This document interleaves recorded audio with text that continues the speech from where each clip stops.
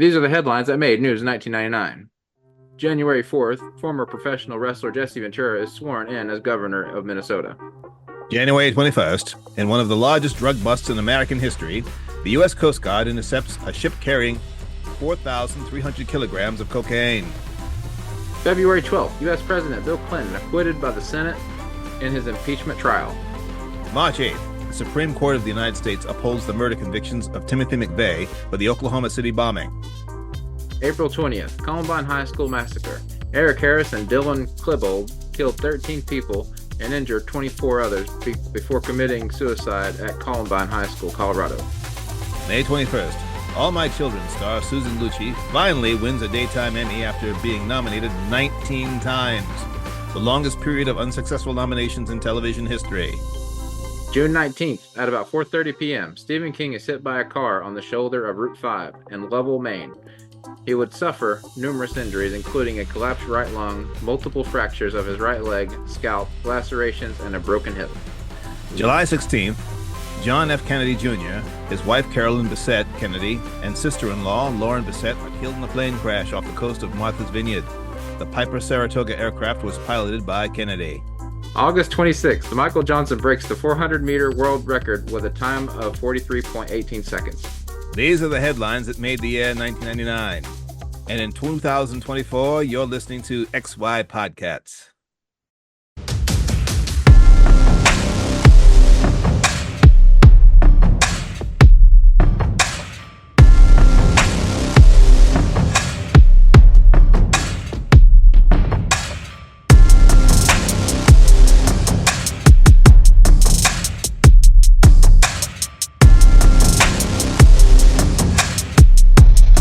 Yeah, freaking 1999. The biggest thing that I remember from that year was actually the Columbine shooting. That was, I mean, it's sad now that spree shootings commonplace, so common that we're actually starting to get used to them, which is Very uncomfortable. That's monumentally sad.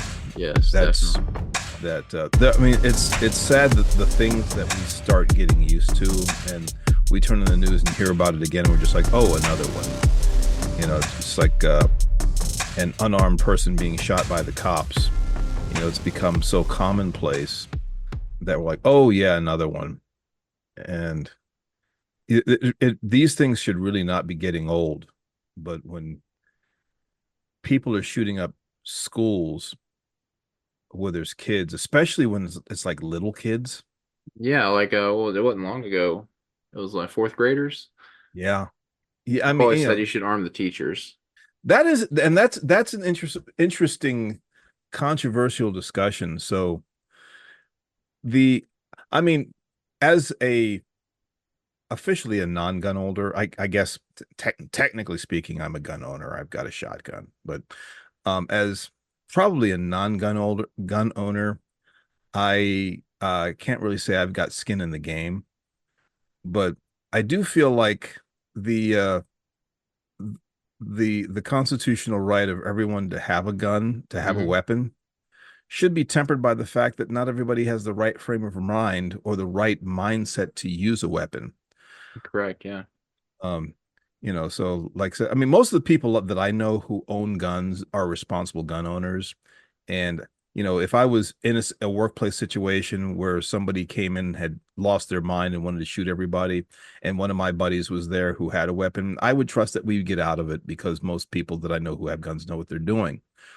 But, you know, thinking back to when I was in elementary school, okay, if my third grade teacher was strapped, you know, I think we probably would have gotten out of it. If my fourth grade teacher was strapped, we definitely would have been okay. My first grade teacher, not so sure. I don't remember her as well. But the point being was, yeah, I don't know that I would be willing to put guns in just the hands of anybody.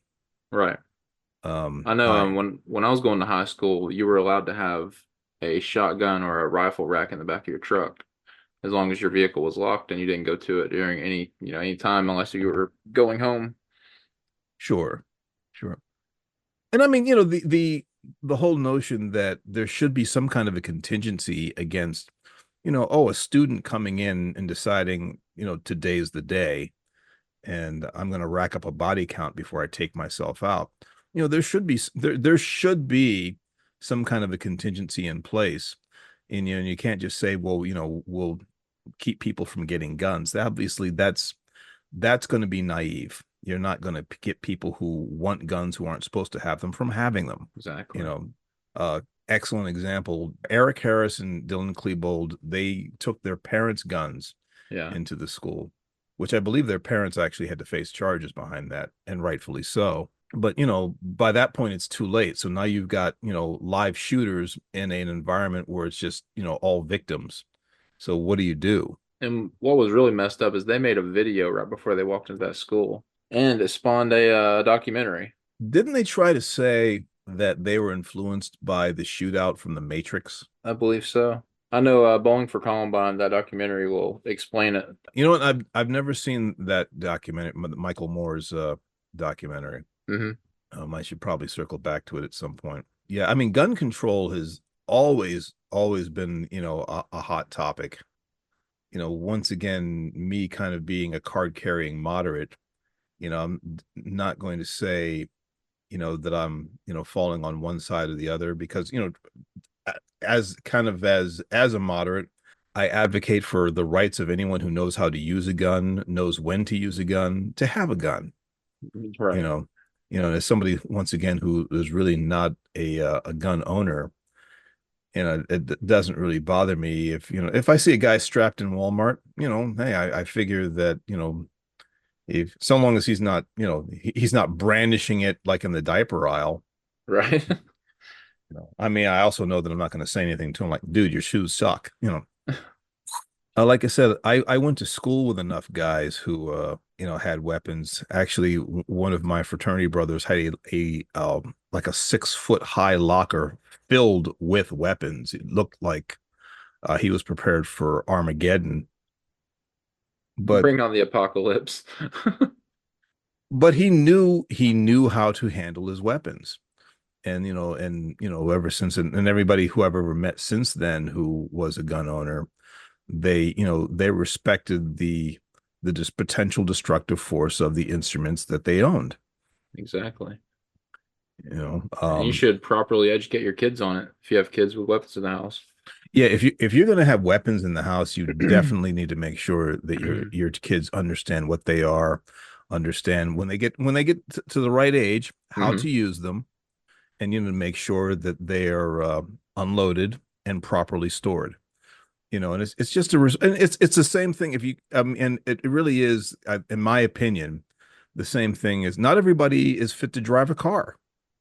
I mean, it's one Ain't of those that things right? where most people can, a lot of people do, but we all know that even just driving to the local Piggly Wiggly, you see people in cars who probably shouldn't have their licenses. Or people that drive on back roads. I'm not gonna name any names on that one. Anyway. You can when we stop recording. But But have you noticed that states with the highest or the strictest gun laws are they're the highest in crimes, hmm. such as Chicago or Illinois? It's one of those weird ironies. It's kind of like the United States has like the strictest you know alcohol laws. You can't drink till you're 21. And what is like in Europe, you can, kids are drinking like wine with the family at the table. Yeah, like 16. But we have problems with alcoholism here, and they Hmm. don't. Which you would think it'd be just the opposite, but it's not. Right. Just like this whole legalizing weed thing. I mean, first we should probably learn basics first. Well, I mean, I suspect that when you first legalize it, and by the way, I'm not as someone who is not a smoker of the as what our one friend calls it, the devil's lettuce. Let's just say I don't have a dog in the hunt, Right. but I suspect that when it's first legalized, you're going to see a whole lot of people getting as high as kites. And then, once it's readily accessible to everybody, at the corner store, people are just, it's going to equalize and it's not going to be as novel anymore. It's not going to be the taboo that it is now. And, folks will probably settle into a rational, realistic use of it. Right. Um, but I mean, I can't imagine that, legalizing it will mean like you're going to give it to your 12-year-old. Daddy, I got glaucoma. Prove it. But I mean, no, the reasons for it not being illegalized probably have less to do with health reasons and more to do with, the financial control of it. Right. That's a whole other conversation for another podcast. Right. Um, and when we do that one, we will have to have a certain person on for that one. Oh, that one will be interesting. Yeah. Yeah, well, I'm curious of what he would say. yeah, let's just agree that when that discussion comes up, that we have him on. Yeah, that's a definite. But 1999 was interesting for other reasons as well. I mean, not just the entertainment. And I don't know how much you remember about the whole Y2K scare. Oh, I remember that like it was yesterday. Folks were like, pretty much, it's going to be the end of, modern civilization as we know it. Once the clock strikes 2000, everything's going to shut down and lock up because VCRs, computers, clocks, Yeah. cars, computers running dams and industrial military complexes, they're all going to shut down because they don't know what 2000 means. you We know actually had a countdown generator on our computer. I'm 11 years old. My brother, he's there, and we're like, all right, let's wait until the computer just completely blows up. ah so you said you had some movies for 1999. It was a if I recall, it was a jam-packed year of entertainment. A very good year. I'm sure we're going to have some duplicates, but I think I'm going to have some on my list that you're not going to have. But I think it's your turn to go first. All right, let's start with my least favorite. We'll go from 10 to 1. Number 10, I have Universal Soldier: The Return. Okay. The first one was really good. This is the second one. This is the sequel to it. The only thing I remember from this movie is Bill Goldberg's in it, and he spears someone through a wall. It was great. Yeah, I remember Michael J. White played an android. I can't remember his character's name. Yeah, and it was a Jean-Claude Van Damme movie. Yeah, yeah. Mhm. Michael J. White played the bad guy. He was the embodiment of an AI system that Van Damme's character Right. created. And I mean, you get a lot of mileage. I mean, Michael J. White is so good of a martial artist, and he's not a bad actor either. So you get a lot of mileage out of him being in a movie, no matter how bad that movie might suck. And mind you, unlike, he doesn't have like the Denzel factor where like he kind of elevates the movie to a status that it's watchable. As good as Michael J. White may be, he's been in some real turkeys. And unfortunately, he can't save a really, really bad movie. He's just like, oh, well, he's on screen. I'll be able to stomach this next scene because he's in it. And This one the will be martial all arts, right. the martial arts will be good because he's a fantastic martial artist, even at his current age. But okay, and once again, I ran my mouth. So No, you're number good. number 10, Universal Soldier: The Return. Number 9, Number 9 is Superstar with Molly Shannon and Will Ferrell. you know what? Don't I'm not familiar with that one at all. She plays a Molly Shannon plays like a geek, nerdy kind of girl trying to get into the oh, what are they called? Have you ever seen the movie Bring It On? The cheerleading competitions? Yeah. Yeah, she's kind of trying to get into one of those, and Will Ferrell's her coach. Huh. Okay. It's just a funny, cheesy comedy.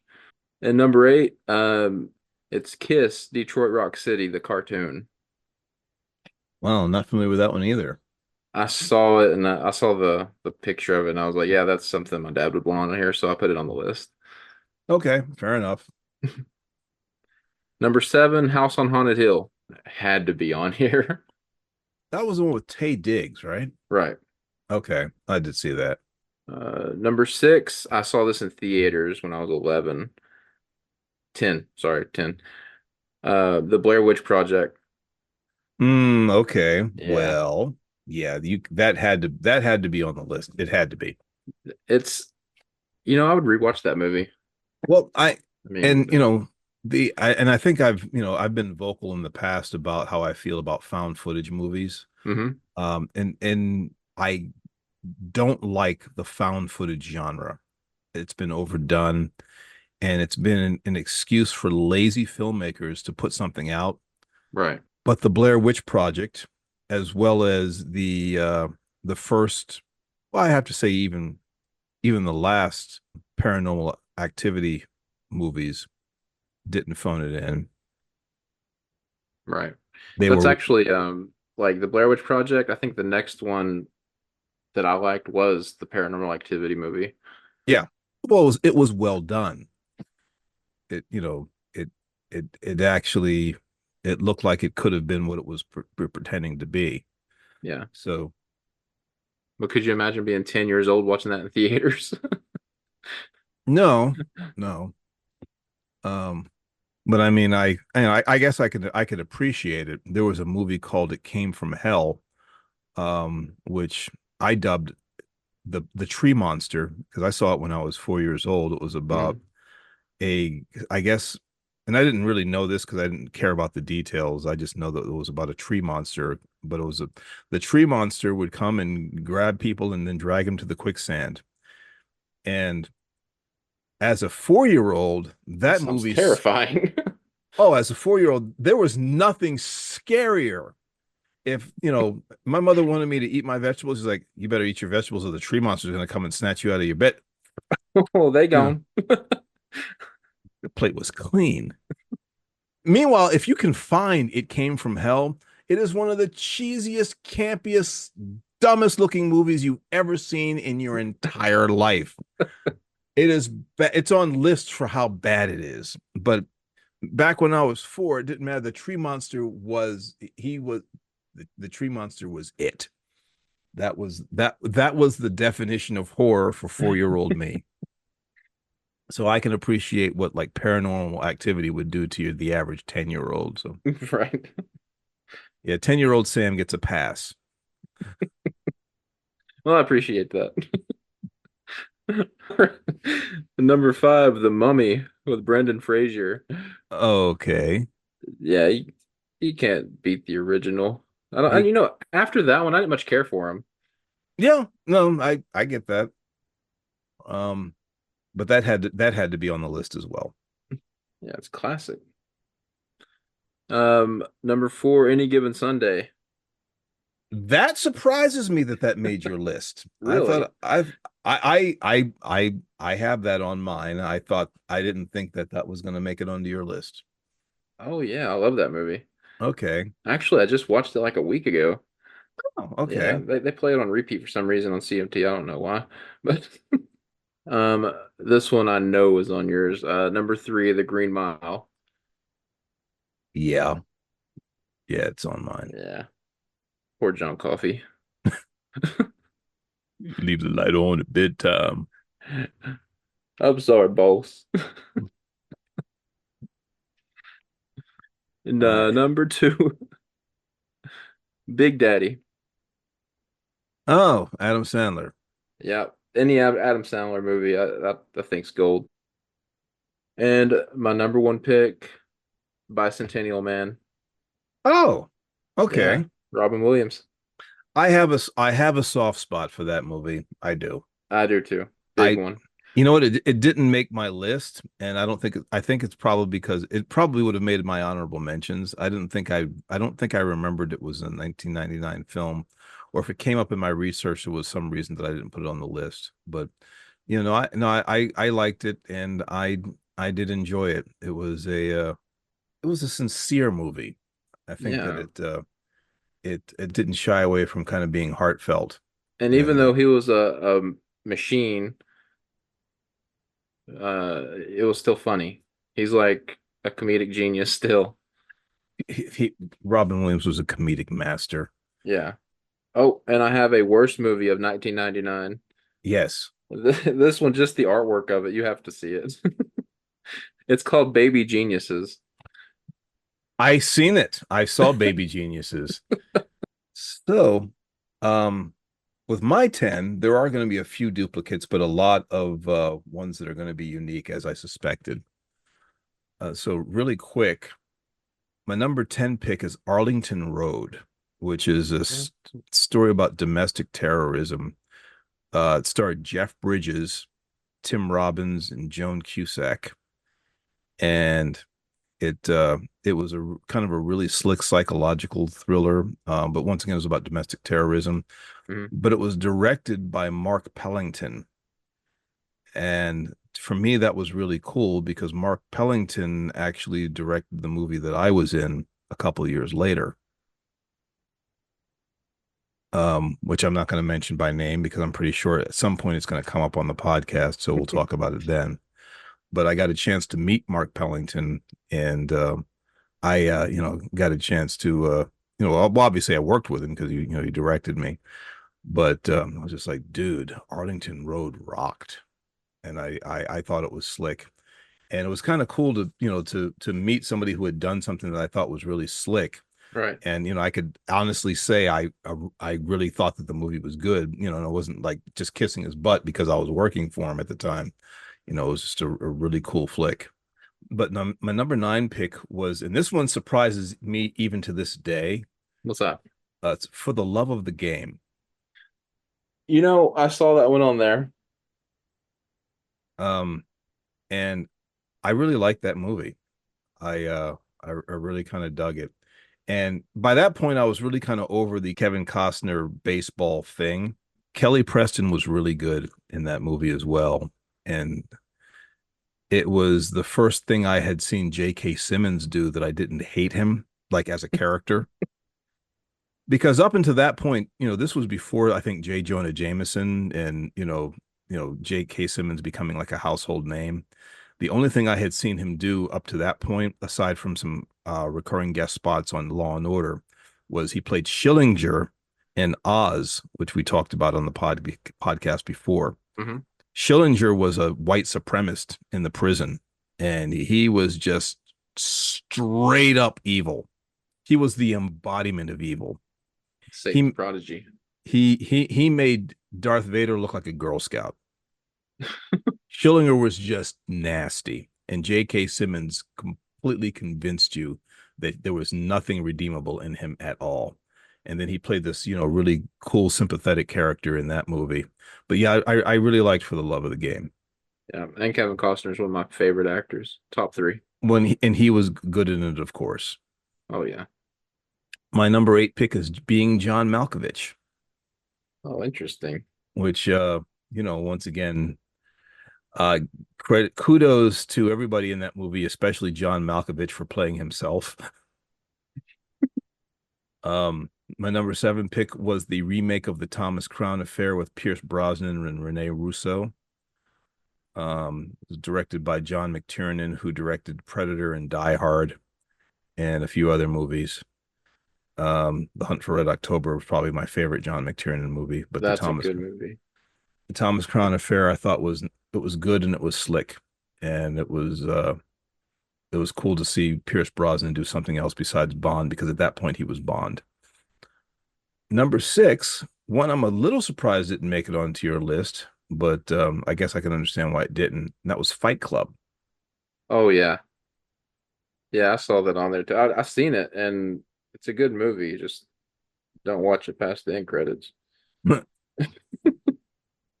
Number 5, Toy Story 2. I'm surprised I didn't pick that one. Yeah, because I tell That you what, when I went to I saw Toy Story 2 with the family in the theater. I recall up to that point, I had never laughed so hard in the theater in my life up to that point. And in retrospect, I'm not sure that I have laughed harder since. That movie had me howling. I was in stitches. Number four, The Green Mile, um, Love it. which was also on your list. But as I said Mhm. before, any movie that can make my grown ass cry. Number three, Galaxy Quest. Number two is The Sixth Sense. My honorable mentions, of course, we talked about the Blair Witch Project. The Hurricane with Denzel Washington, based on the real life false Basketball team, incarceration. right? No, Oh, boxer. The Hurricane was the based on the life of Reuben Hurricane Carter, who was falsely imprisoned for murder. okay. I'm And then, thinking of a different movie. yeah, and then he was finally exonerated. It was directed by Norman Jewison, and it Denzel was nominated for it, but he lost that year to Kevin Spacey for American Beauty. What? Yeah, yeah, I said the same thing that year. I was like, nah, that's no. That's But when I anyway, stopped watching. but Hurricane was good, and like I said, it was based on a real story. I don't know when I don't I believe Reuben Hurricane Carter maybe has passed away now, but he was alive when the movie came out. Another honorable mention, Any Given Sunday, which we talked about, and another one which I'm wondering if maybe you missed this one or just kind of you've forgotten about it, but Life, Life. Oh, Eddie Murphy, Martin yeah. Lawrence. Yeah. You gonna eat that cornbread? You gonna eat your cornbread? Yeah, I'm gonna eat my cornbread. You can't have my cornbread. He didn't get my cornbread. Um, Existenz, which was Jude Law, directed by David Cronenberg. It's a weird movie, but it was really well done. The Mummy, of course. And as controversial as my top pick is, my number one pick for 1999, it just completely blew my mind and changed my perspective as a filmmaker because I could see that they were influenced by a lot of the same things that I was influenced by as a filmmaker. The Matrix. Um, so 1999 also had some interesting TV premieres. So I cheated a little bit instead of holding it to five. I think I've got six. Shame on Well, me. I have six as well, but five of them's on the list. One of them's a worst show. Fair enough. That's probably the way you should do it. You did it the right way. Um, but what are your TV picks? All right, starting off with no, I'm gonna go 1 to 5 this time. Okay. Number one, my absolute favorite. I still watch it to this day, and it came out in 1999. Family Guy. Yeah. Thought about putting that one on, but I said I don't watch it consistently, but you have to it definitely it should definitely rank on a list At, because at some point every day, it is on the TV. At some it point, and it influenced the culture. Um you've heard. Don't tell me you haven't heard about the word. the word. You know what the word is. The Bird. bird's a Bird is the word. word. The bird is word. By the end of that episode, Lois is like, "Oh my God." Like, so Brian, I thought you'd heard about it. Oh, what word? Don't. Brian, no.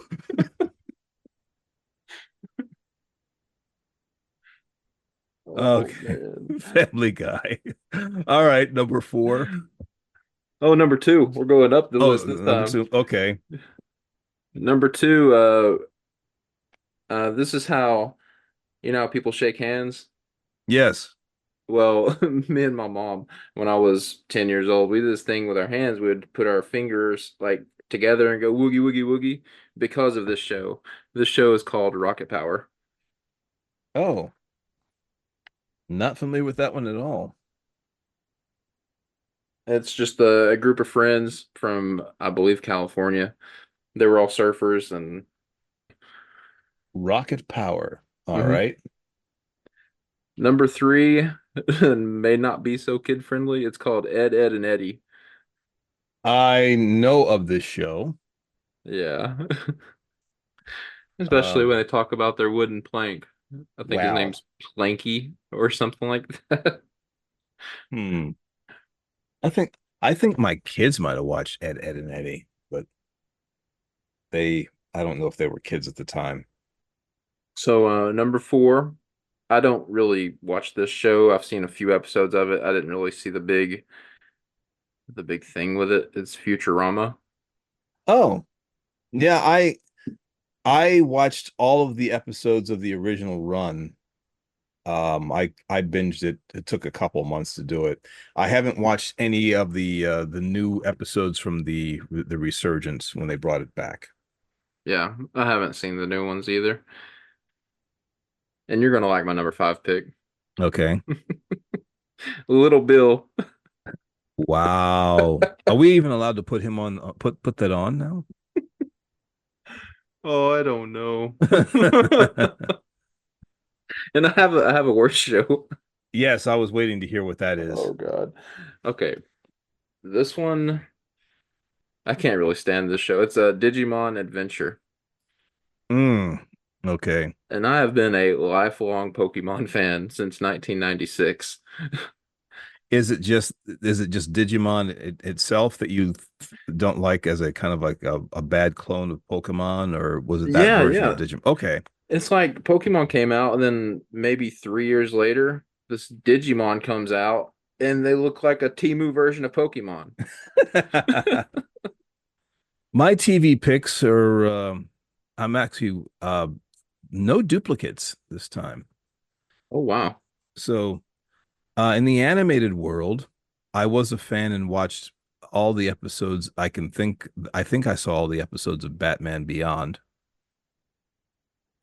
which was made by the same people who did Batman the animated series, and Kevin Conroy came back to play an aging like 80 plus year old Bruce Wayne, and he took on like a new young mentor who had an advanced Batman suit in like future Gotham.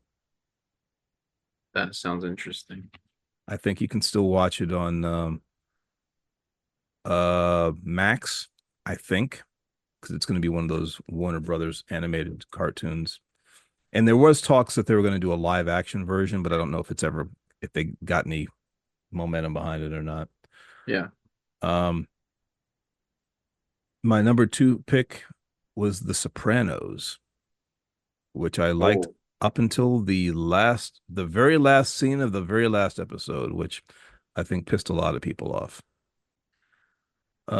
My next pick is Farscape, and Farscape. yeah, Farscape was on the Sci-Fi Channel. It was about a an astronaut who he had a like a special like module that I guess like it had some kind of a special propulsion system. But anyway, it opened up a wormhole and shot him into like a distant part of the universe or galaxy or something where there were aliens, and he ended up being snatched up onto a prison ship. But it ran for I don't know 4 or 5 seasons, and then it ended with a finale movie. They got canceled, and then they came back and did a final movie. The West Wing was my next pick, which I don't know that it would be very interesting to you, but it was Aaron Sorkin's political drama. It was about uh, an American president and his staff. I was about to say it sounds like a White House thing. Yep, exactly. Martin Sheen played the president. He played President Jed Bartlett, and it was about followed him and his cabinet, and it was pretty good. Um, I really enjoyed it. I It's like a Frost Nixon kind of movie, but TV show. uh, less Frost Nixon and more just kind of Nixon. Although Jed Bartlett really wasn't Nixon. He was a president that you would root for. He was a president who had balls. Um, it was an interesting show, but I guess it was one of those shows where what this is what it would look like if people who were in the White House actually had character and Yeah. morals, which makes it a complete work of fiction. Now and Again is my next pick. That was a very short-lived show, unfortunately. I don't think it ran a complete season. And then my final pick for TV was Angel, the Buffy spinoff, Okay. which was very much felt like felt like Buffy without Buffy in it. So what music did you pick for Oh, 99? of 1999. This I have a top 10 list and no order. I don't have 1 to 10. I just have a list because it was a great year. Okay, First on the list is Scar Tissue by Red Hot Chili Peppers. I remember that song. Oh yeah. I remember the music video. Have you ever seen it? I don't think that I've seen that whole video the whole way through. They're in the car, pretty much the whole video. They're in a car driving. But second on the list is Jay-Z, Can I Get a? That was 99? It was. Huh. What? Had I known that, it would have made my list. It did not. Oh man. I think I even looked it up. The bass in that song is ridiculous. Yeah, I remember the first time I heard the album version, which surprised me because I hadn't, I was actually doing a murder mystery, and the actor who played the lead character had I guess he played it, he was either playing it in his car or he had it on a Discman or something. But like I was expecting to hear, can I get a what? And then I'm hearing, can I No. get a F you? And I was like, whoa, the That is not the children, lyrics. the children. Next. Next one is Juvenile, Back That Ass Up. Or Back That Thing Up, if you want the edited version. Yeah, well, I've heard both. I remember it kept saying on the CD, it wouldn't say thing or ass. It would say back that zzz up. It would just like a zzz sound. And it Okay. was so annoying. My mom said, "You know what? I'm buying you the CD." And she went out and That's bought the CD for me and said, "Here, play that." yeah, it was like back when our radio stations used to play Sexy MF by Prince. Why even bother? Uh next. We're gonna go into Lone Star, Amazed. Okay. Now they can be considered either country or like soft rock. Kind of like the Eagles used to be. Yeah, right. Uh-oh. All righty. Now this one is country. It's George Strait, Write This Down. Everyone should know that song. All right. Well, George Strait is a known commodity. Yeah, I remember listening to what's his name? Garth Brooks. He was doing an interview and he goes, "You know what really ticks him off is George Strait stands in one spot his whole concert, and I'm running around stage like a chicken with his head cut off and have half the people show up that he has." Well, that's because George Strait is George Strait. Although Garth Brooks has no room to complain. Yeah, Garth Brooks is a legend. Uh, So now we're getting into this kind of music that I like, but it's more of like a workout kind of like. okay. And I've seen Disturbed live, and it was really good actually. So this next one is Slipknot, Wait and Bleed. Hmm. I know someone will know that song immediately. The show. Oh yeah, and the next one is Limp Bizkit, Nookie. Have you heard that one? I'm sure I have. It Did it all sounds for the familiar. Nookie. More like I did it all for the Nookie. Yeah. This next one is Sugar Ray, Every Morning. Ow. Did he partner with Cameo? No, I dropped something on my foot. Oh, ow. Yeah. So that's funny that happened because my next one is Corn falling away from me. That Huh. fell on me.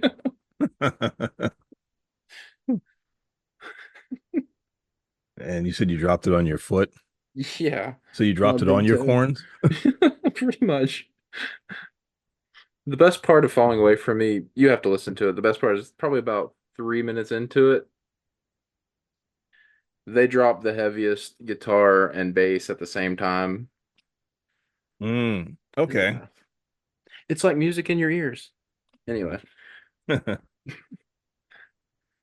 my last one is Crazy Town Butterfly. feel like I know that one. Come, my lady, come, my lady. You know, you're my butterfly, sugar, baby. Another one I'll be YouTubing. That was the last five I had are considered new metal. Okay. Maybe not necessarily within my wheelhouse, but still, I'll give them a listen. Oh, for Some sure. Something weird that happened as I got older is I started gravitating towards music that took talent to produce, Yeah. not necessarily restricted to a particular genre. So And what was cool, Limp Bizkit recently, he came out and said he don't advertise his stuff. He don't sell merchandise. He don't sell anything on any website. He just wanted to see how many people still gravitated towards his music.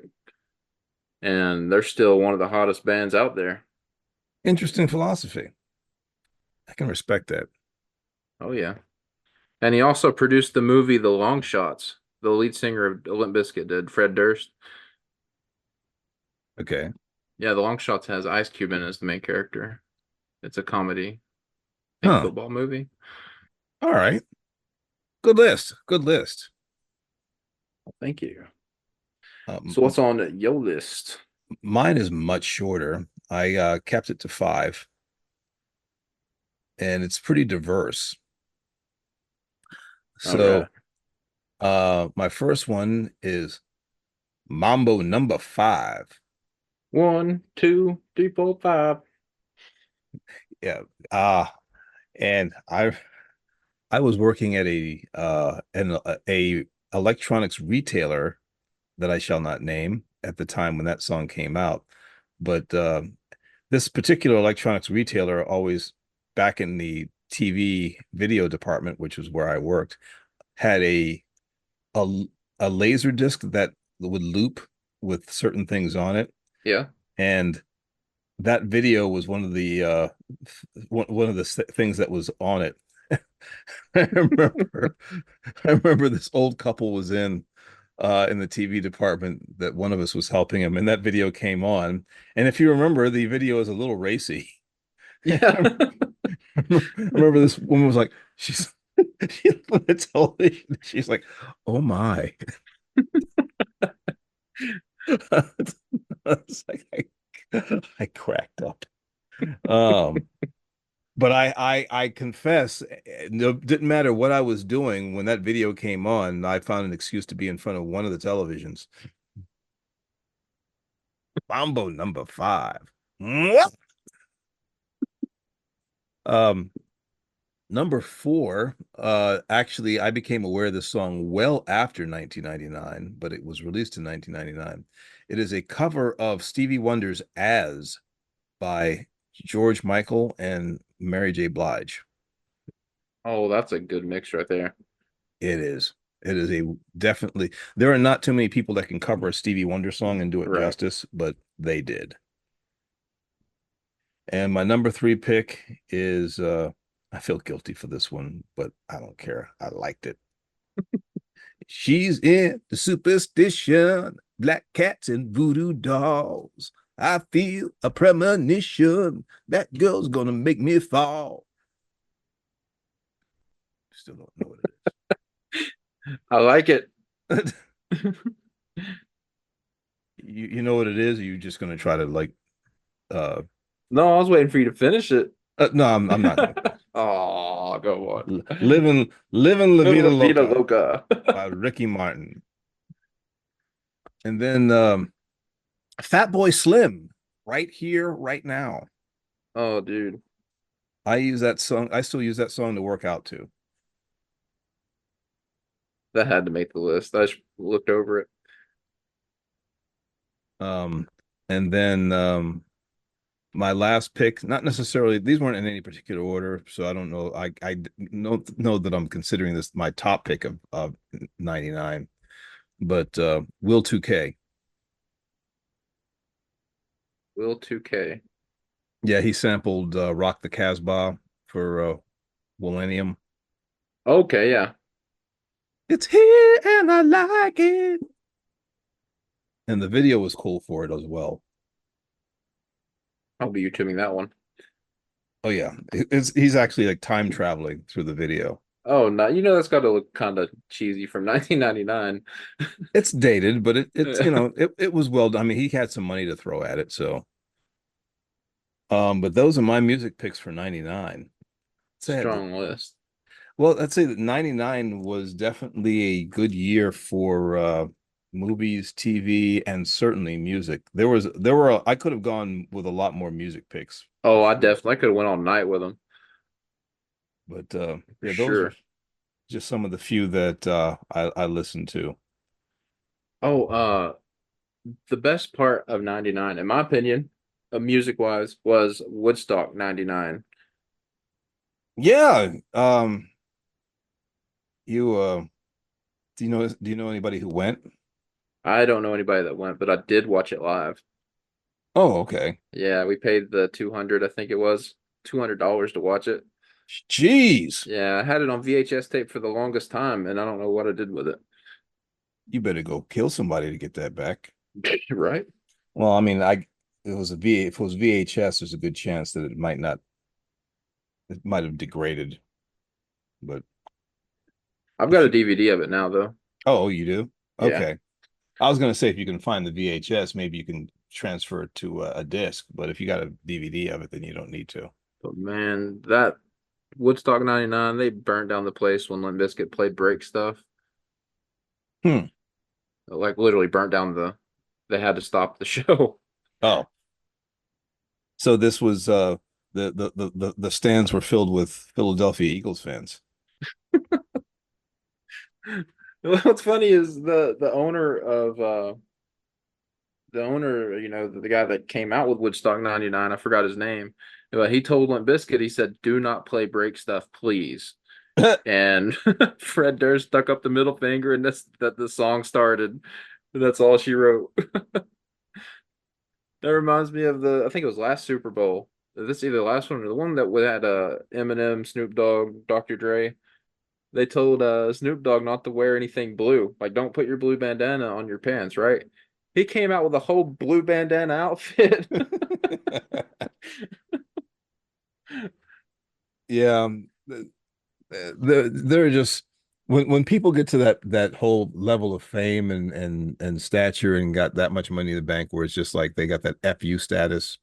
Yeah, I mean, and Um, it's Snoop Dogg. He's like one of the greatest artists alive, other than yeah, Eminem, of course. yeah, you're not going to tell him not to do something. No. That's funny. Um, all right, I guess the next year is on me, so I'll uh I'll put my thinking cap on and see which one we want to pull up next. Um, but other than that, I think we're gonna put Say this our one, goodbyes. yeah, another one for the books. Don't forget to like, comment, and subscribe. And remember to throw a lamp at a Karen and tell her to lighten up. Nice. Okay. Uh, Karen represents, people that just no, no, I get it. I okay. get it. It's it's not actual people named. I mean, sometimes it's actual people named Karen, but a Yeah, lot of please times it's don't not. throw lamps at Karens that are named Karen that are actually nice. No, no.